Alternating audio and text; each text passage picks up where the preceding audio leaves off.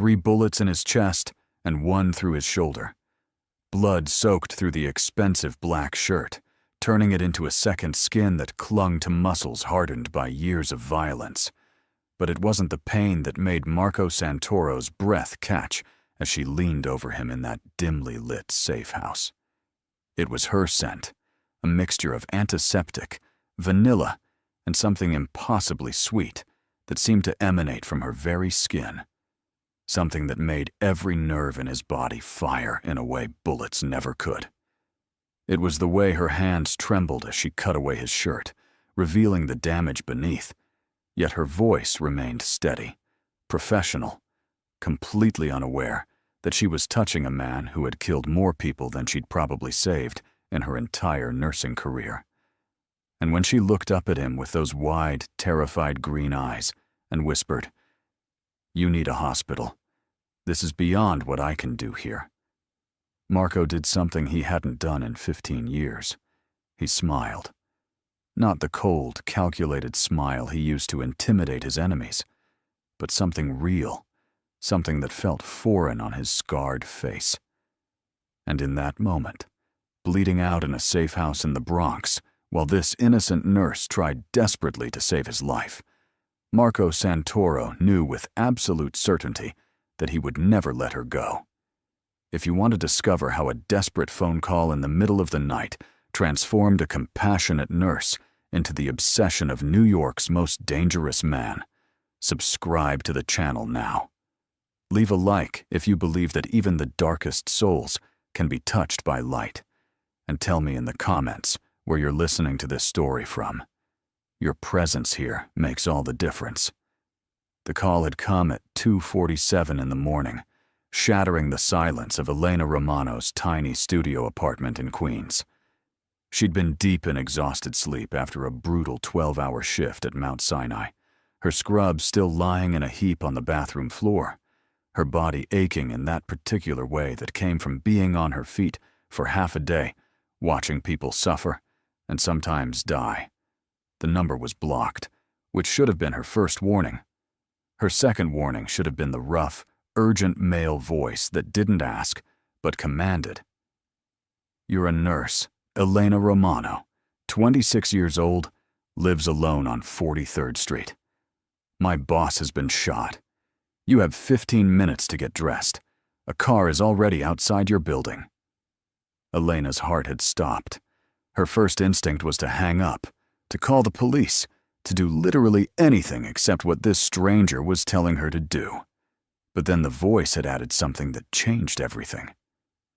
"Your brother Tommy owes us money. A lot of money. This is how he pays it back. You save my boss, Tommy's debt disappears. You refuse, well, we both know what happens to people who owe the Santoro family." The Santoro family. Even Elena, who avoided the news and kept her head down and lived a quiet life dedicated to saving people, knew that name. Everyone in New York knew that name. They were the reason parents hurried their children inside before dark in certain neighborhoods. They were the whispered warnings, the careful avoidance of certain restaurants and social clubs, the unspoken understanding that some parts of the city belonged to men who operated by different rules. And now she was sitting in the back of a black SUV with tinted windows, being driven through the dark streets by a silent man built like a refrigerator, heading towards something that would either save her idiot brother's life or end hers. The safe house was in the Bronx, tucked between a laundromat and a bodega that were both obviously fronts for something else. The man who'd driven her, who she would later learn was called Victor, led her through a door that required 3 different keys, down a hallway that smelled of old cigarettes and gun oil, into a room where 5 men stood around a leather couch, their faces masks of controlled panic. And on that couch, bleeding, was the most terrifyingly beautiful man Elena had ever seen. He was maybe 40, with black hair touched with silver at the temples, a face that looked like it had been carved from marble by an angry sculptor, all sharp angles and hard lines, and a jaw that could cut glass. His eyes were the color of whiskey, amber and gold, and absolutely lethal. And even through obvious pain, they tracked her movement across the room with the focused intensity of a predator watching prey. His torso was a battlefield. 3 entry wounds in his chest, 1 in his shoulder, and from the way he was breathing, shallow and controlled, at least 1 bullet had probably collapsed a lung. The blood was everywhere, soaked into the leather, pooling on the floor, staining the hands of the men who'd been trying unsuccessfully to stop the bleeding with what looked like kitchen towels.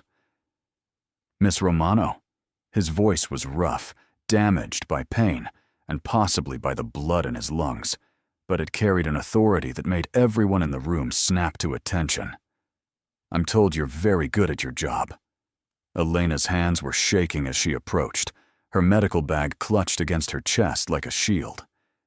She'd treated gunshot wounds before, of course, in the ER, with proper equipment and backup, and the knowledge that if something went wrong, there were doctors and surgeons and entire teams ready to jump in. This was different. This was a man who couldn't go to a hospital without ending up in handcuffs or dead, surrounded by men who would probably kill her if she failed, in a room that had no sterile environment, no proper lighting, nothing she needed. "You need a hospital," she heard herself say, even though she knew it was useless. "This is beyond what I can do here. You need surgery. You need blood transfusions. You need... you!" He said it simply, his eyes never leaving hers. "I need you to stop talking and start working, Nurse Romano. Because every second you waste listing things I can't have is a second I'm bleeding out." Something in his tone, in the absolute certainty with which he spoke, made Elena's training kick in over her fear. She moved to the couch, setting down her bag, her mind already cataloging what she had, what she needed, what she could improvise. "I need better light. I need clean water, lots of it. I need clean towels, not whatever these are. I need space.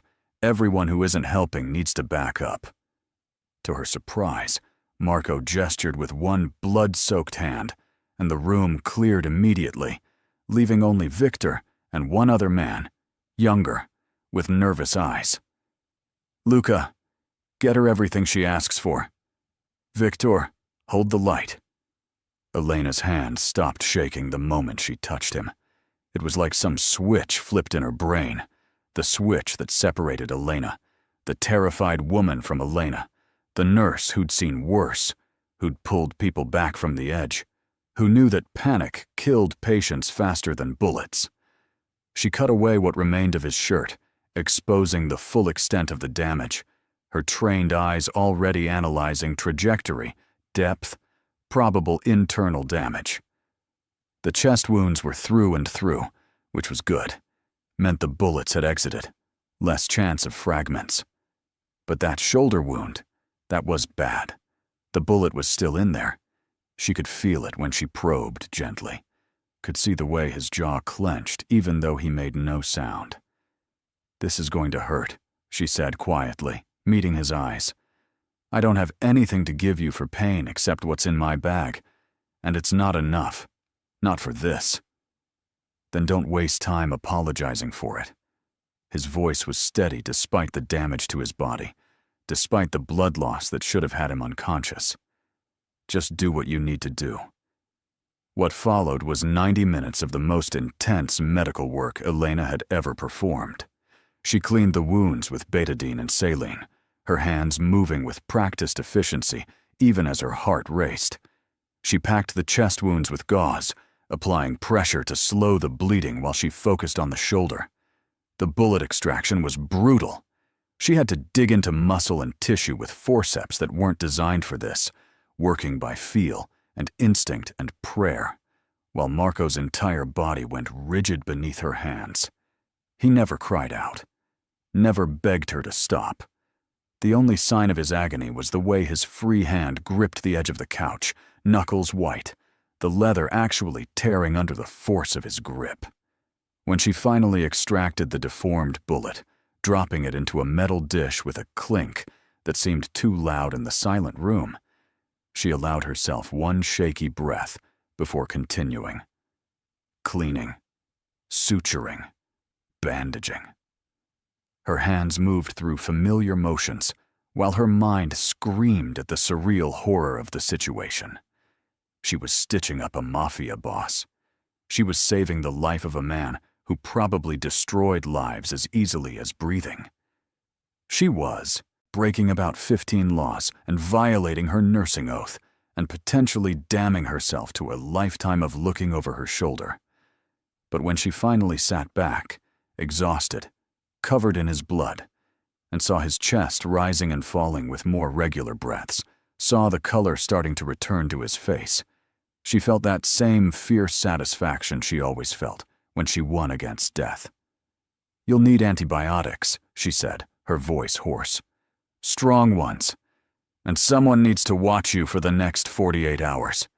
If you develop a fever, if there's any sign of infection, you'll watch me." It wasn't a question. Elena blinked. "I can't. I have work. I have a life. I've done what you asked. My brother's debt is—" Marco's hand shot out, faster than should have been possible for a man who'd just been shot 4 times, and his fingers wrapped around her wrist. Not painful, not threatening, but absolutely immovable. His whiskey eyes locked on hers with an intensity that made her breath catch. "You're not leaving." The words hung in the air between them. Elena tried to pull away, but his grip didn't budge. "I saved your life. That was the deal. My brother's debt is paid. I've done my part." "Your brother's debt is paid," Marco agreed, his thumb moving in a small circle against the sensitive skin of her inner wrist, probably feeling her racing pulse. "But you, Elena Romano, you're not leaving. Not tonight. Not until I say you can."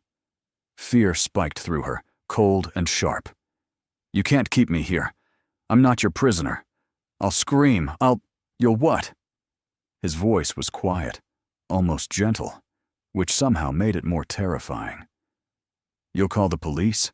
Tell them you just performed unlicensed surgery on a man with 4 gunshot wounds? You'll run? Back to your apartment that 5 of my men now know the location of? Back to your brother, who still lives and breathes because I'm allowing it?"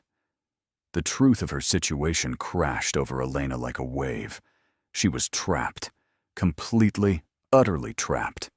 And the man holding her wrist, the man whose life she'd just saved, was the trap itself. "I won't hurt you." Marco's voice had softened, and something in his eyes had shifted, something that looked almost like regret. "You have my word, Elena. You're safe here. Safer than you'd be anywhere else right now." "How can you say that?" Her voice cracked. "You just threatened my brother. You forced me here at gunpoint. No one pointed a gun at you." "The threat was implied." "The threat was real," he corrected, "but it's not directed at you. It never will be. You saved my life tonight. That creates a debt, one I take seriously. Then let me go. Call us even." His thumb was still moving in those small circles, and Elena hated that her body was responding to it, that warmth was spreading from that point of contact, despite her fear. "I can't do that." "Why not?" For a long moment, he just looked at her. Then slowly, carefully, he pulled her closer, until she was leaning over him again, close enough to see the flecks of gold in his amber eyes, close enough to smell his scent beneath the blood and antiseptic, something dark and expensive and masculine that made her head swim.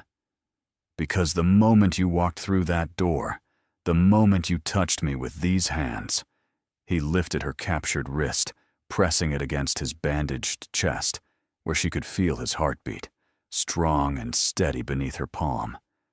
"Something changed. I felt it. I know you felt it too." Elena shook her head, even as her pulse raced beneath his fingers. "That's insane. You're delirious from blood loss." I've been shot 9 times in my life, Elena. I know what blood loss feels like. This isn't that." His other hand came up, fingers threading through her hair, and she should have pulled away, should have been terrified.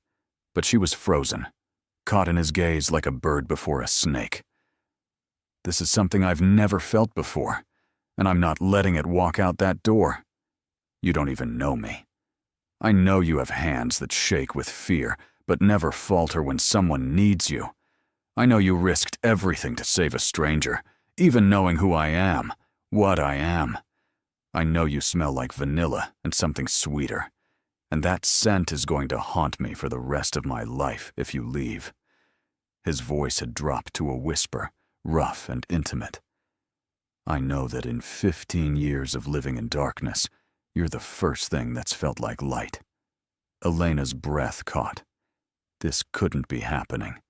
Things like this didn't happen in real life, didn't happen to ordinary nurses from Queens who just wanted to save lives and pay their rent, and maybe someday have a normal relationship with a normal man who had a normal job that didn't involve bullets and blood and criminal empires. "Please," she whispered, and she wasn't even sure what she was asking for anymore. "Let me think. I need to think." "Then think here." He released her wrist, but caught her hand, pressing it more firmly against his chest. "Stay tonight. Watch over me like the dedicated nurse you are. Make sure I don't die of infection or internal bleeding or whatever medical disaster you're worried about. And in the morning, if you still want to leave, we'll talk." It was a trap. Elena knew it was a trap. But she was so tired, and he was still her patient. And the nurse in her couldn't quite ignore the fact that he really did need monitoring, that she really had just performed surgery in less than ideal conditions and complications could arise. "Just tonight," she heard herself say, "and you stay on that couch, and no more touching." Something that might have been amusement flickered across his face.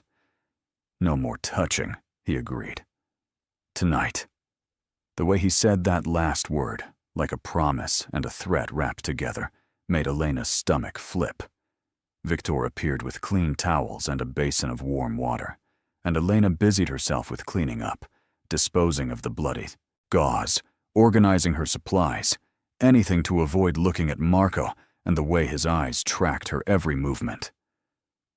"There's a bedroom upstairs," Victor said in accented English. "You can rest." "I'll rest here." Elena pulled a chair closer to the couch, settling into it with her bag at her feet. "I need to monitor him." "Of course you do." Was that amusement in Victor's voice? Elena shot him a glare, but the big man's face remained impassive as he left the room, closing the door behind him. Silence fell, broken only by the distant sounds of the city outside and Marco's steady breathing. Elena checked his pulse, his temperature, examined the bandages for any signs of bleeding. All normal, all stable. He should sleep, should rest. But those whiskey eyes remained open, fixed on her face. "Why nursing?" he asked suddenly. Elena blinked at the question. "What?" "Why did you become a nurse? Most people with your intelligence, your dedication, they become doctors." Elena settled back in her chair, surprised by the question, by the genuine curiosity in his voice. "My mother," she said quietly. "She had cancer when I was 16. I watched the nurses care for her, watched how they made her comfortable, how they held her hand when she was scared, how they treated her like a person and not just a patient. They couldn't save her, but they gave her dignity. They gave her comfort. I wanted to do that for other people." Something shifted in Marco's expression, something that looked like understanding, like shared pain. "How long ago?" 10 years. She fought for 3 years before she passed." "And your father?" "Dead. Died when I was 12. Heart attack. It was just me and Tommy after Mom passed." Elena's voice hardened slightly. "Tommy, who apparently decided gambling debts were a good life choice." Your brother is an idiot. Marco said it flatly, without judgment, just stating a fact. But he loves you. He was terrified when my men picked him up, but not for himself. He kept saying we had to leave his sister alone, that she had nothing to do with his mistakes. Despite everything, despite her anger at Tommy for getting them into this situation, warmth bloomed in Elena's chest. He's always been protective, even when we were kids, even when he was the one who needed protecting. From what? The question was casual, but Elena sensed real interest behind it. She found herself answering, found herself talking in a way she hadn't talked to anyone in months, maybe years.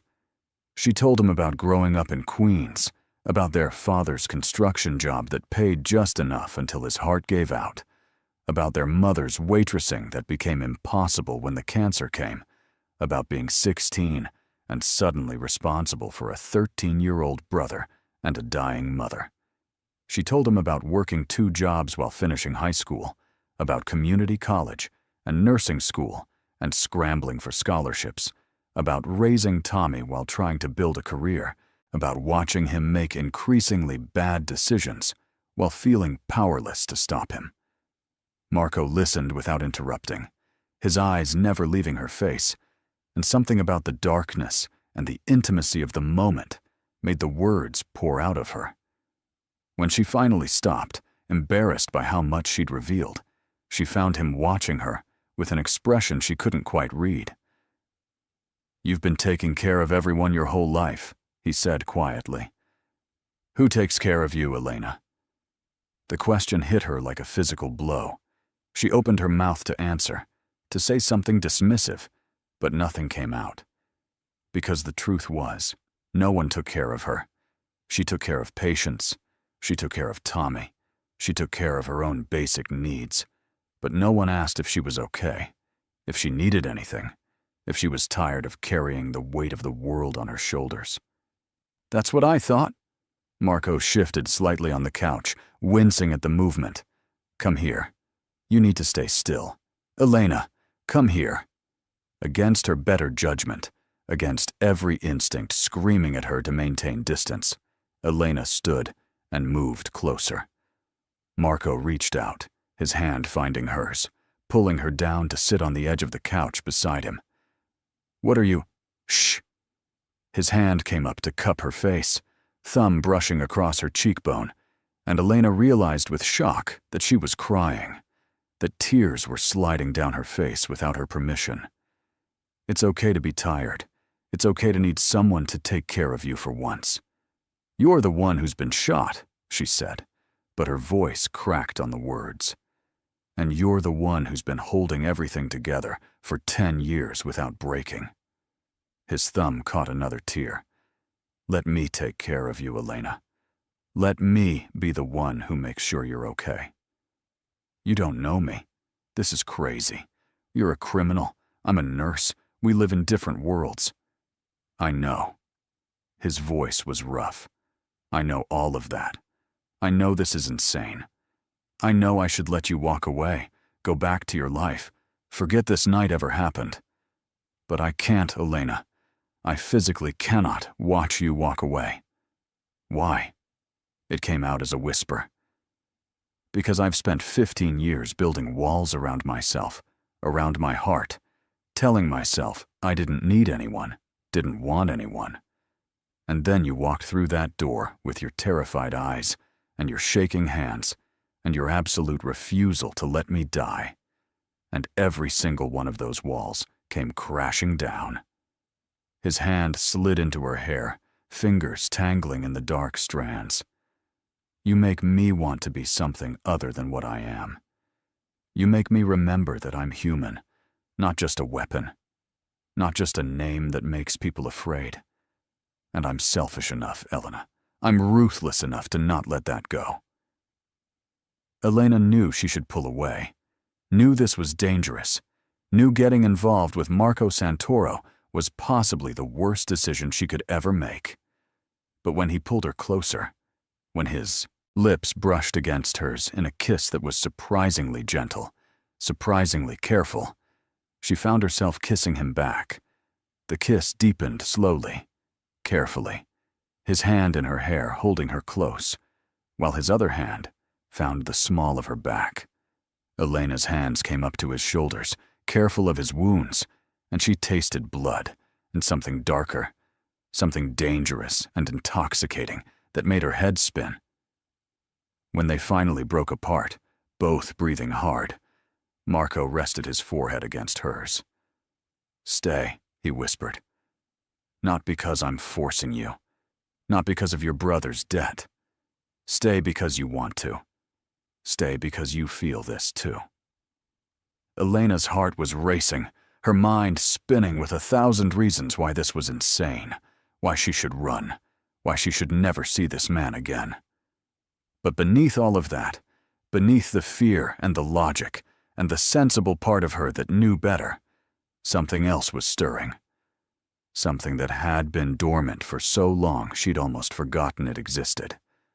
Want. Need.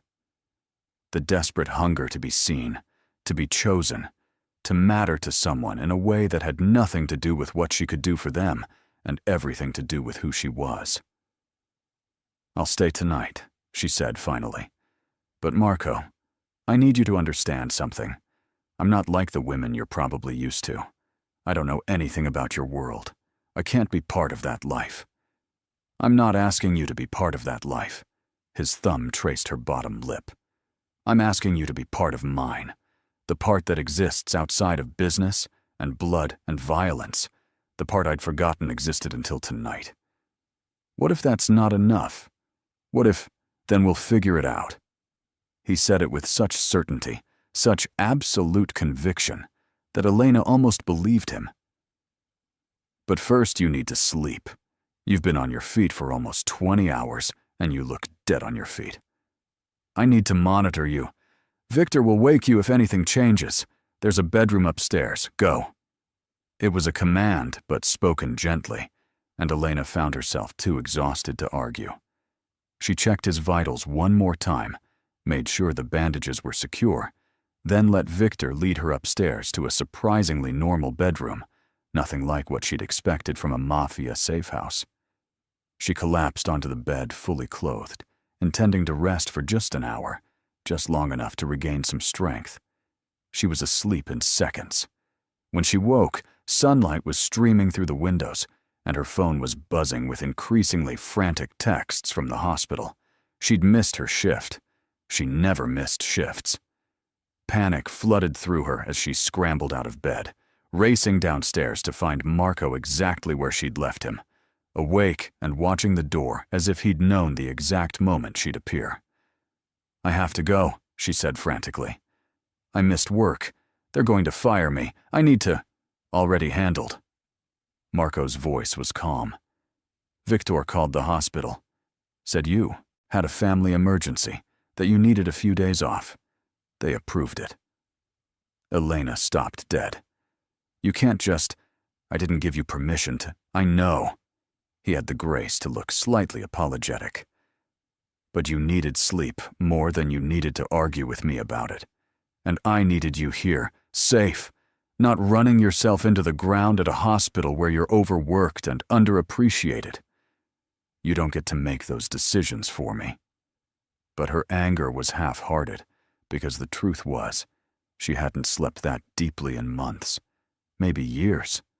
Her body felt more rested than it had in forever. "You're right. I don't." Marco sat up carefully, his movements controlled despite what must have been significant pain. "But I'm going to anyway, Elena, because that's who I am. I'm a man who takes what he wants and protects what's his, and whether you like it or not, you're mine now. I'm not a possession. No, you're so much more than that." He stood, moving toward her with the predatory grace of a man who'd learned to ignore pain. "You're the woman who saved my life, the woman who makes me want to be better than what I am, the woman I'm going to spend every day proving myself worthy of." Elena backed up as he approached, but he kept coming until she hit the wall, until he was right in front of her, one hand braced beside her head, his body close enough that she could feel his heat, but not quite touching. "I scare you," he observed. Yes. There was no point in lying. "Good. You should be scared. I'm not a good man, Elena. I've done things that would make you sick. I'll probably do more things like that in the future, because that's the world I live in, the world I was born into." His free hand came up to cup her face. "But with you, I want to be good. I want to be the man you deserve. And I'm selfish enough to try, even knowing I'll probably fail." "Marco, 3 days," he said it firmly. "Give me 3 days. Stay here. Let me show you that this isn't just adrenaline or gratitude or some temporary insanity brought on by blood loss. Let me prove that what I feel is real. And if after 3 days I still want to leave?" His jaw tightened, but he nodded. "Then I'll let you go. You have my word." Elena knew it was a terrible idea. Knew that 3 days with Marco Santoro would only make it harder to walk away, would only tangle her deeper into a life she had no business being part of. But she also knew that if she left now, she'd spend the rest of her life wondering what if. Wondering if that connection she'd felt, that electricity when he touched her, that sense of being truly seen for the first time in her life, was real or just her imagination. 3 days, she heard herself say. "But I have conditions." A slow smile spread across his face. "Name them." "I check your wounds twice a day. No arguments. You take the antibiotics I prescribe exactly as directed. You rest. You don't do anything strenuous. And if I see any sign of infection or complications, we go to a hospital. Consequences be damned. Done. And you answer my questions honestly, about who you are, what you do, what being with you would actually mean. No romanticizing it. No making it sound better than it is. I need the truth." Something flickered in his eyes, something that looked like pain, but he nodded. "The truth, even when it's ugly, even when it might make you run. Especially then." Elena met his gaze steadily. "Because if I'm going to do this, if I'm going to even consider this insanity, I need to know exactly what I'm walking into." Marco stepped back, giving her space, and gestured to the couch. "Then sit, and I'll tell you everything." What followed was 3 hours of the most brutally honest conversation Elena had ever had. Marco told her about his family, about a grandfather who'd built an empire through violence and fear, about a father who'd groomed him from childhood to be a weapon, about growing up knowing that weakness was death, that emotion was liability, that the only thing that mattered was power and control. He told her about his first kill, at 17, a man who'd betrayed the family. He told her about the businesses he ran, legitimate and otherwise, about the money laundering and the protection rackets, and the careful balance of violence and politics that kept his empire running. He told her about the enemies he'd made, the people who wanted him dead, the constant danger that came with his name. And he told her about the loneliness, about being surrounded by people who feared him or wanted to use him, but never truly knew him, about building walls so high and so thick that he'd forgotten what it felt like to be human. Elena listened without interrupting, her medical training helping her maintain a calm exterior, even as her mind reeled. This was worse than she'd imagined, darker, more violent, more complicated. Marco wasn't just a criminal, he was the head of one of New York's most powerful crime families, a man with blood on his hands and enemies everywhere. "So now you know," Marco said finally, his voice flat. "I'm a monster. I'm the thing parents warn their children about. And you, Elena Romano, with your kind heart and your healing hands, you should run as far and as fast as you can." Elena was quiet for a long moment, processing everything she'd heard. The smart thing, the sane thing, would be to do exactly what he said. To walk away and never look back, to return to her safe, ordinary life, and forget this ever happened. But as she looked at him, really looked at him, she saw something beneath the monster he described. She saw a man who'd been shaped by circumstances beyond his control, who'd never been given the chance to be anything other than what his family demanded. She saw loneliness in his eyes, and regret, and a desperate hunger for something real, something good. "Did you choose this life?" she asked quietly. Marco blinked, clearly not expecting that question. "What? Did you choose to be who you are? Did you wake up one day and decide you wanted to be a Mafia boss? Or was it chosen for you?" His jaw tightened. "It was always going to be me. From the moment I was born, my path was set. That's not fair. Life isn't fair, Elena. You of all people should know that." "No, it's not." She stood, moving closer to him. "But that doesn't mean we can't choose who we want to be now. You said I make you want to be better. Do you mean that? Or was it just something you said to make me stay?" Marco's hand shot out, gripping her wrist, pulling her close. "I've never meant anything more in my life. You terrify me, Elena, because you make me want things I can't have, make me imagine a life I was never supposed to live. But I can't stop wanting it. Can't stop wanting you." "Then prove it." Elena's heart was pounding, but she kept her voice steady. "You said 3 days. Use them to show me that you can be more than what you were made to be. Show me the man you want to be, not the one you have to be." Something ignited in Marco's eyes, something fierce and desperate. "And if I succeed? If I prove it to you?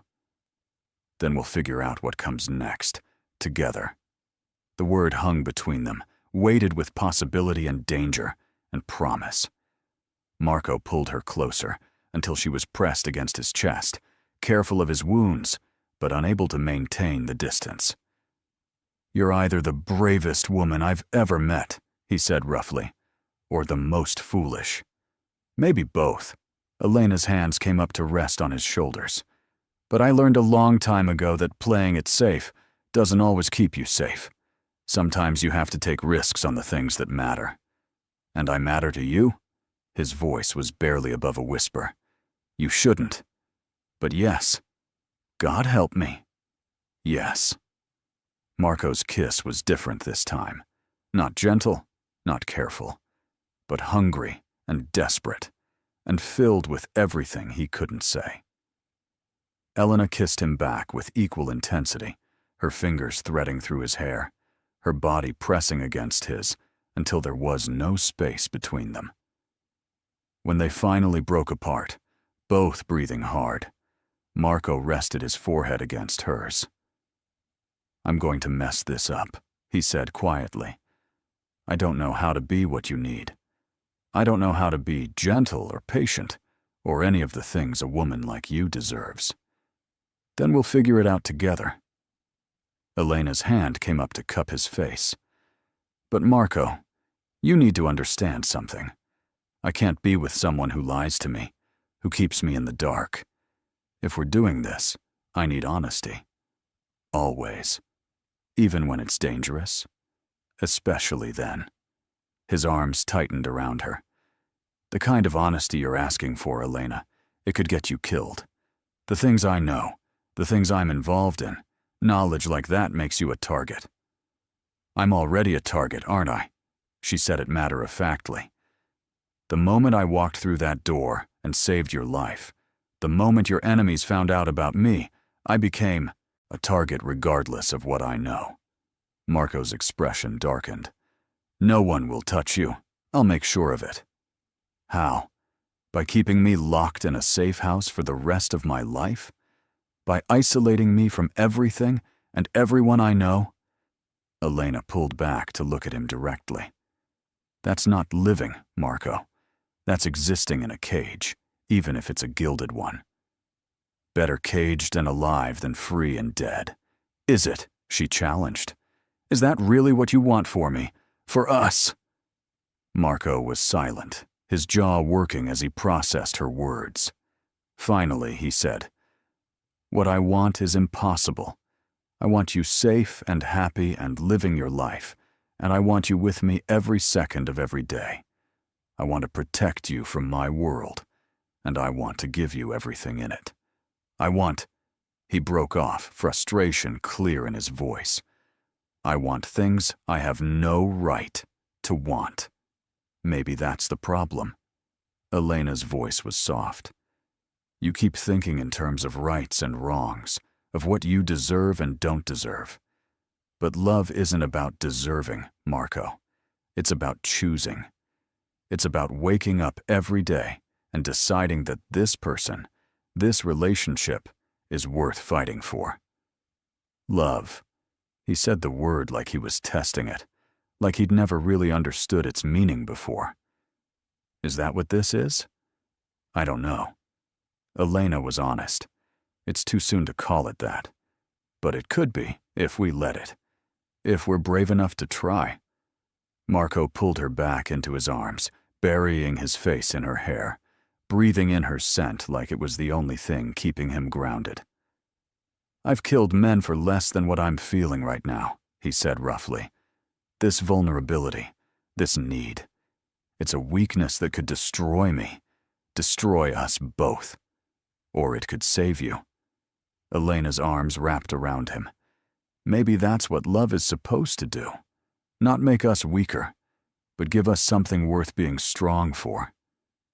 They stayed like that for long minutes, just holding each other, and Elena felt something shift between them.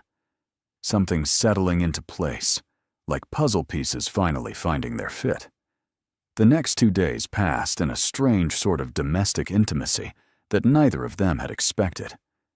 Elena checked Marco's wounds with professional efficiency, changing bandages and monitoring for infection, while trying to ignore the way his eyes tracked her every movement.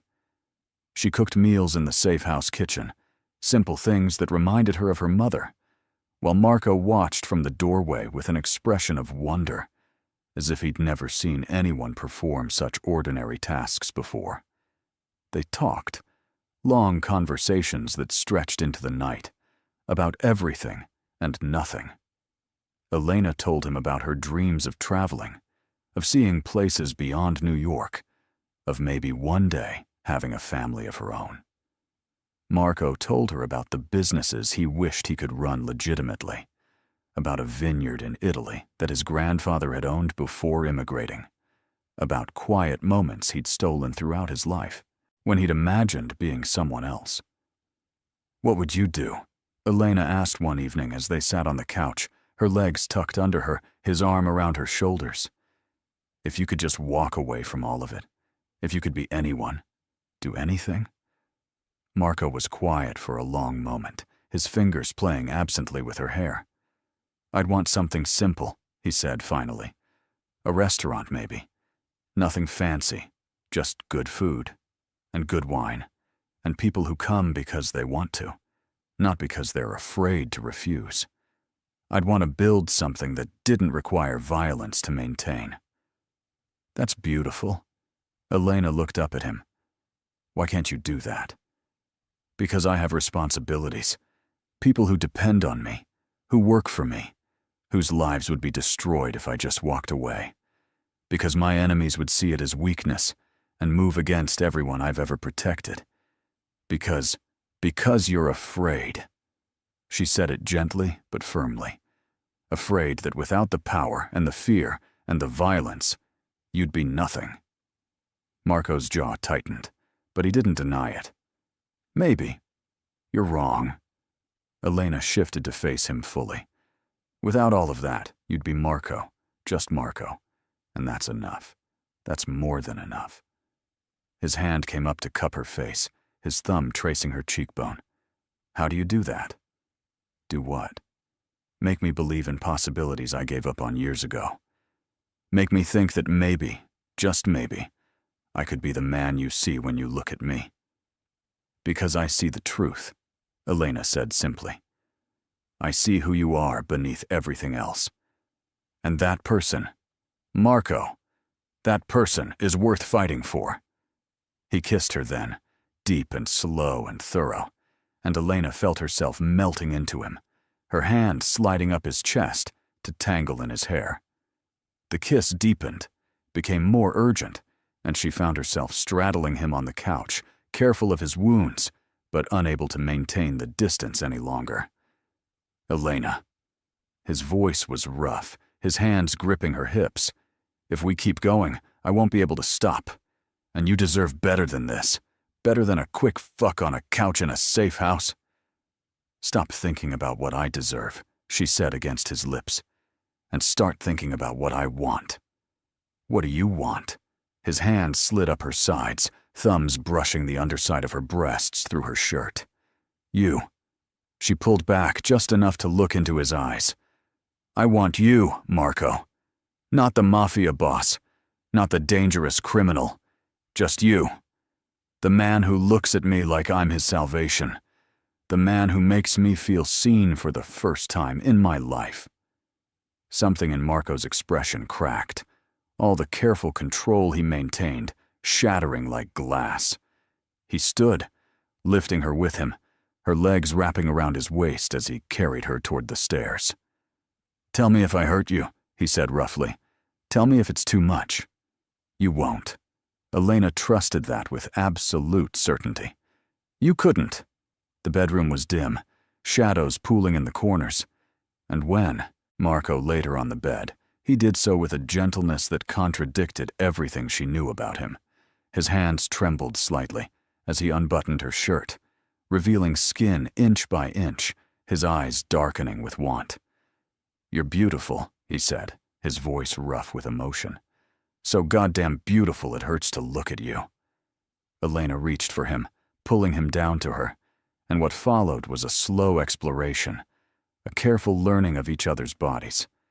Marco touched her like she was something precious, something fragile that might break if he wasn't careful, and Elena found herself responding with an intensity that surprised her. She'd had lovers before, brief relationships that had fizzled out when the men couldn't handle her dedication to her work, couldn't understand that saving lives wasn't just her job, but her calling. But this was different.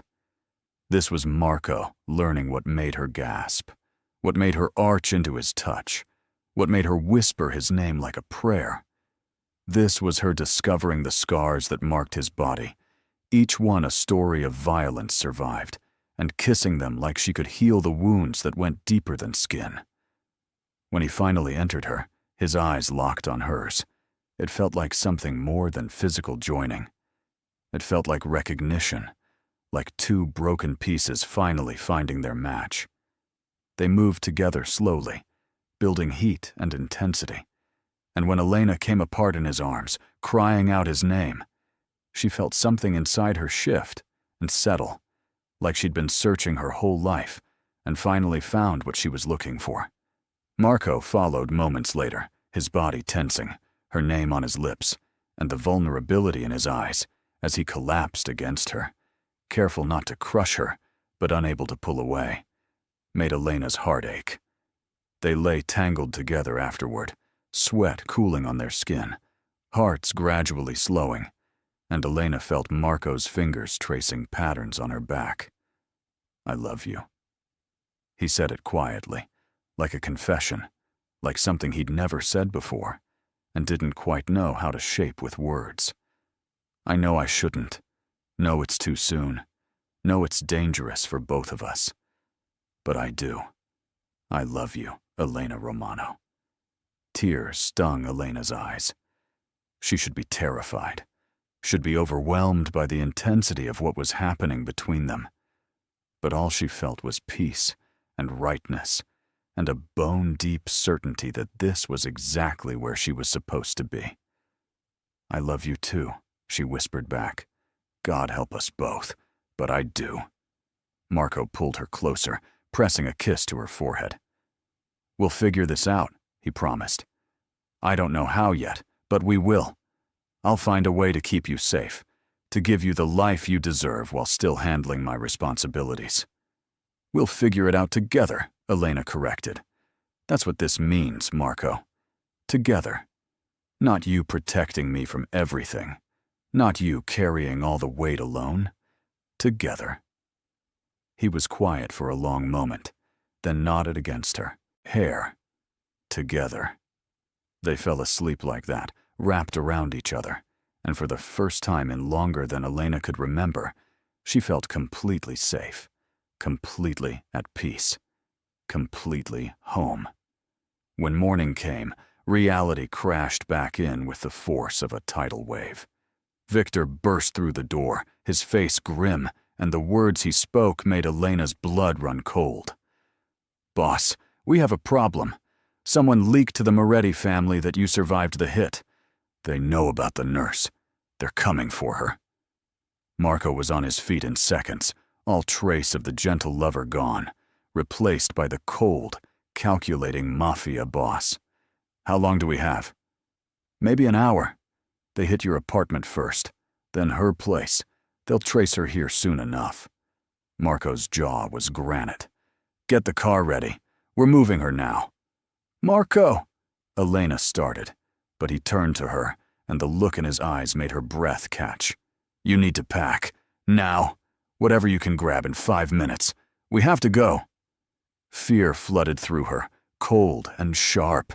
This was real. The danger he'd warned her about, the enemies he'd told her about, they weren't abstract concepts anymore. They were coming for her, right now, because she'd saved his life. "Where are we going?" "Somewhere safe. Somewhere they won't think to look." He was already moving, pulling on clothes, strapping a gun to his shoulder holster with practiced ease. "Elena, move. Now." She scrambled off the bed, pulling on her own clothes with shaking hands. 5 minutes later, they were in the back of an SUV with tinted windows, Victor driving, while 2 other men flanked them in separate vehicles. Marco's arm was around her, holding her against his side, and she could feel the tension in his body, could see the way his eyes constantly scanned their surroundings. "I'm sorry," he said quietly. "This is exactly what I was afraid of. They're targeting you to get to me. It's not your fault." But Elena's voice shook. The theoretical danger had seemed manageable when they were safe in the house, wrapped in each other's arms. This was different. This was real and immediate and terrifying. "We need to eliminate the threat," Victor said from the front seat. "Moretti has been pushing at our territory for months. This is just an excuse." "I know." Marco's voice was cold. "Set up a meeting. Today. Neutral ground." "You can't negotiate with them," Victor argued. "They tried to kill you. They're coming after her. This requires a response, not a conversation." "And what do you suggest? A war?" Marco's voice was sharp. "Bodies piling up in the streets? The cops getting involved? The FBI looking into our operations? That's exactly what Moretti wants, to destabilize us, to make us vulnerable." Elena listened to them discuss violence and strategy with the casualness of people planning a business meeting, and the reality of what Marco's life actually meant crashed over her. This wasn't just danger as an abstract concept. This was her life, being threatened, people actively trying to kill her, and the man she'd just confessed her love to discussing how to handle it like it was a routine problem. "Stop the car." Her voice was small but firm. "Elena," Marco started. "Stop the car, please!" Victor glanced in the rearview mirror and at Marco's nod, pulled over into an alley. Elena scrambled for the door handle, needing air, needing space, needing to think. She made it maybe 3 steps before she bent over, hands on her knees, breathing hard, trying not to vomit. Marco was there instantly, his hand on her back. "Breathe. Just breathe." "They want to kill me." She said it out loud, testing the reality of the words. "People I've never met, who I've done nothing to, want to kill me because I saved your life. I know. And I will never forgive myself for putting you in this position." "That's not..." Elena straightened, looking at him. "That's not what I'm saying. I'm not blaming you, Marco. I'm just... I'm processing. This is my life now, isn't it? Looking over my shoulder, wondering if today's the day someone tries to kill me. Watching you go off to meetings where violence is always on the table. Living in a world where human life is just another negotiating point. Marco's face was like stone, but she could see the pain in his eyes. Yes, that's what it would mean to be with me. That's why I told you to run. Why I said you deserved better. This is my world, Elena, and it's ugly and dangerous, and there's no way to keep you completely safe from it. Elena was quiet for a long moment, her mind racing. She thought about her small apartment in Queens, her quiet life, her job at the hospital. She thought about the future she'd always imagined, normal and safe and predictable. And then she thought about Marco, about the way he looked at her, about the man beneath the monster, about the possibility of building something real with someone who saw her, truly saw her, for the first time in her life. Okay, she said it firmly. Decision made. Okay? Marco looked confused. Okay, I understand what this means. I understand the danger. And I'm terrified, Marco. I'm absolutely terrified. But I'm choosing this anyway. I'm choosing you. Something cracked in Marco's expression, and he pulled her into his arms, holding her so tight she could barely breathe. You're insane, he said roughly. Completely insane. Probably. Elena's arms wrapped around him. But you make me want to be brave. You make me want to fight for something instead of just surviving. So yes, I'm scared, but I'm staying. Marco pulled back, cupping her face in his hands. Then we do this my way. You stay where I tell you to stay. You don't argue when Victor says you need protection. You trust me to handle the threats. On one condition. Elena met his gaze steadily. You don't shut me out. You tell me what's happening, what you're planning. I don't have to like it, but I need to know. No more secrets. He nodded slowly. No more secrets. They got back in the car, and Victor drove them to a penthouse in Manhattan, 40 stories up with security that would make Fort Knox jealous. You'll be safe here, Marco said as they entered the massive space, all floor-to-ceiling windows and expensive furniture. Victor and his team will be outside. No one gets in without going through them. Where will you be? Elena already knew the answer, but she needed to hear him say it. I have to meet with Moretti, have to end this before it escalates. By ending it, you mean whatever it takes. His voice was flat, and Elena saw the transformation happen in real time, saw the gentle lover disappear and the cold Mafia boss emerge. This ends today, one way or another. Elena grabbed his arm. Promise me you'll come back. Promise me you won't do anything stupid or heroic or I promise to do whatever it takes to keep you safe.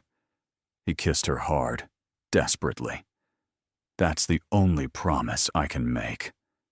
And then he was gone, and Elena was alone in the penthouse with armed guards outside, and the weight of what she'd chosen settling over her like a blanket. The next 6 hours were the longest of Elena's life. She paced the penthouse, checked her phone obsessively even though Marco had told her not to call, stared out the windows at the city below, and wondered if somewhere out there, the man she loved was bleeding, dying, gone. When the door finally opened, she spun around, and the sight of Marco standing there, alive and whole if somewhat worse for wear, made her knees weak with relief. It's done, he said quietly. Moretti is dead, his top lieutenants too. The rest of his organization is being absorbed into ours or scattered. The threat is eliminated. Elena should have been horrified, should have been appalled by the casual way he announced that he'd killed people. But all she felt was overwhelming relief that he was alive, that he'd come back to her. She crossed the space between them and threw herself into his arms, not caring about the blood on his clothes or the exhaustion in his eyes. You came back. Always. His arms wrapped around her. I'll always come back to you, Elena. That's my promise. No matter what happens, no matter what I have to do, I'll always come back. They stood like that for long minutes, just holding each other, and Elena felt the fear of the day slowly drain away. What happens now? She asked finally. Marco pulled back to look at her. Now? Now we figure out how to build a life together, how to balance my world with your world, how to keep you safe while not keeping you caged. And my job? The hospital? If you want to go back, we'll make it work. Extra security, careful scheduling, whatever it takes. He brushed a strand of hair from her face. I won't take your calling away from you, Elena. I know what it means to you. Tears stung her eyes. Thank you. But, he continued, his voice gentle, I need you to understand that there will always be risks, always be people who might try to use you against me. I'll do everything in my power to protect you, but I can't guarantee perfect safety. No one can guarantee that, Elena said. Life is risk, Marco. At least this way, I'm taking risks for something that matters, for someone who matters. Over the following weeks, they built a routine. Elena returned to the hospital, with Victor or one of his men always nearby but discreet. She moved out of her tiny studio and into Marco's penthouse, filling it with plants and books and little touches of warmth that made it feel like a home instead of just a fortress. They fought sometimes, about his overprotectiveness, about her stubbornness, about the fundamental differences in their worlds. But they always came back together, always chose each other, always found ways to compromise. Marco started delegating more of his business, surrounding himself with people he trusted so he could spend more time with Elena. He took her to Italy, showed her the vineyard his grandfather had owned, and they talked seriously about maybe one day retiring there, leaving the violence and danger behind. Elena introduced him to her brother Tommy, who was appropriately terrified until he saw the way Marco looked at his sister, with devotion and wonder and absolute commitment.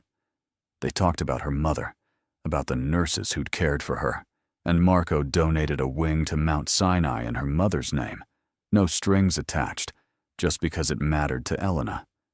6 months after that first night in the safe house, Marco took her back to the small cafe in Soho where they'd first met.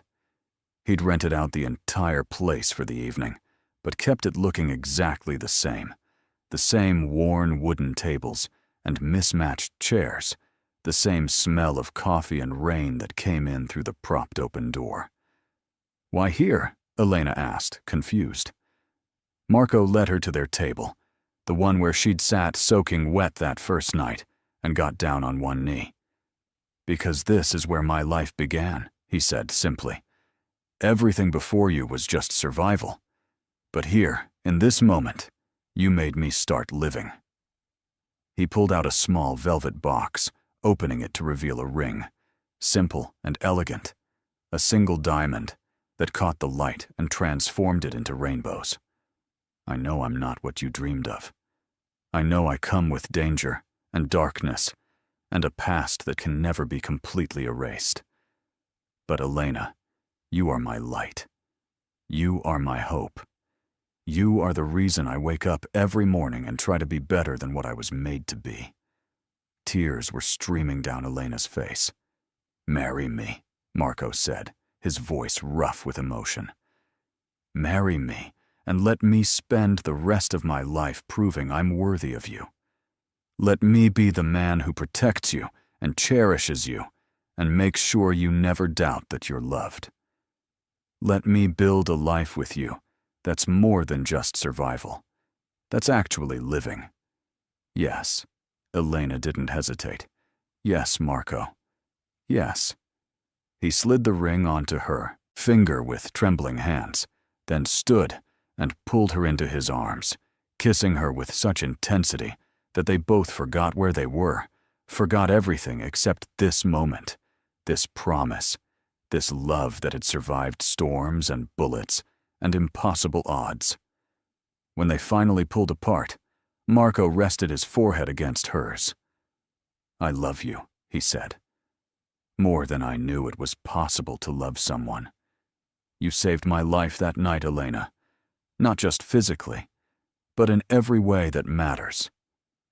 "You saved mine too," she whispered back. "You showed me that I could be more than just the person who takes care of everyone else. You showed me I could be someone who's taken care of, who's chosen, who matters." "You've always mattered," he said fiercely. "The world just didn't deserve you enough to show you that. But I'll spend every day of the rest of my life making sure you know." They were married a month later, in a small ceremony at that same vineyard in Italy. Tommy walked her down the aisle, tears in his eyes, as he gave his sister to the man who'd become his unlikely friend and protector. Victor stood as Marco's best man, his usually stern face split in a genuine smile. And when the priest asked if they promised to love and cherish each other, in sickness and in health, in wealth and in poverty, through all the days of their lives, they both answered with absolute certainty, "I do." The reception was simple, just close friends and family, nothing like the massive society wedding Marco could have thrown. But as he danced with Elena under the Italian stars, holding her close and breathing in her scent of vanilla and something sweeter, he knew he'd never been happier. "Are you happy?"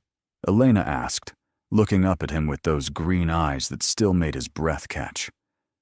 "More than I have any right to be," Marco admitted.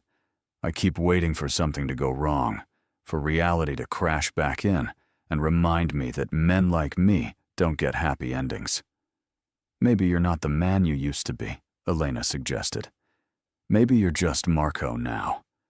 My Marco. And maybe you deserve happiness just like anyone else." He kissed her softly. "If I do, it's only because of you. You made me believe in second chances, in redemption, and the possibility that even broken things can be made whole again." "We're not broken anymore," Elena said. We're us. Imperfect and complicated, and sometimes messy, but real. And that's enough. It's more than enough." Marco held her tighter. "It's everything." They danced long into the night, surrounded by people they loved, building memories that would last a lifetime.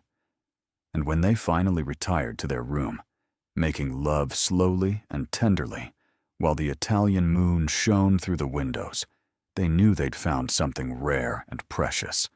They'd found each other, not in the way fairy tales promise, with perfect romance and no obstacles, but in the real way, the hard way, choosing each other every day despite the challenges, building a love that was strong enough to survive anything, because it was built on honesty and trust, and the absolute commitment to never give up.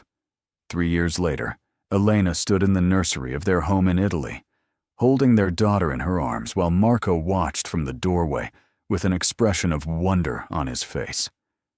"She's perfect," he said softly, approaching to run one finger down the baby's soft cheek. "Just like her mother."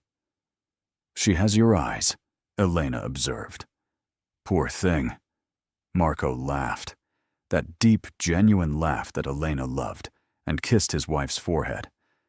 "Are you happy?" he asked, echoing the question she'd asked him on their wedding night. "More than I ever imagined possible," Elena answered honestly. "This life, this family, you, it's more than I ever dreamed of." Marco had stepped back from the more violent aspects of his business, delegating to trusted men while he focused on the legitimate enterprises. The vineyard was thriving, producing wine that was gaining recognition across Europe. He'd started a foundation in Elena's mother's name, funding nursing scholarships and medical research, finding purpose in building things instead of destroying them. And every night, he came home to Elena, to their daughter, to a life that still sometimes felt like a dream he didn't deserve, but had somehow been given anyway. "Do you ever regret it?" Marco asked, as Elena settled their daughter in her crib. Choosing me? This life? Elena turned to him, crossing the room to wrap her arms around his waist. Never. Not once. Not even when it's hard. Not even when I'm scared. Not even when your past comes knocking. Because you're worth it, Marco. This love is worth it. He held her close, breathing in her familiar scent, still amazed that she was his, that she'd stayed, that she chose him every single day. I don't know what I did to deserve you, he said roughly, but I'll spend the rest of my life being grateful for it. You let me see you, Elena said simply. The real you, beneath all the armor and the fear. You trusted me with your truth, even when it was ugly. And you let me love you, which might have been the bravest thing either of us has ever done. They stood like that for long minutes, just holding each other, while their daughter slept peacefully, and the Italian countryside stretched out beyond their windows.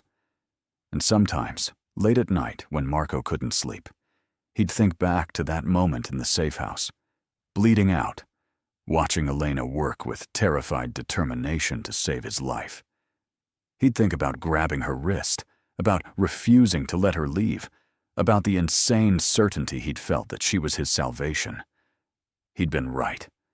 She had saved him, in every way a person could be saved.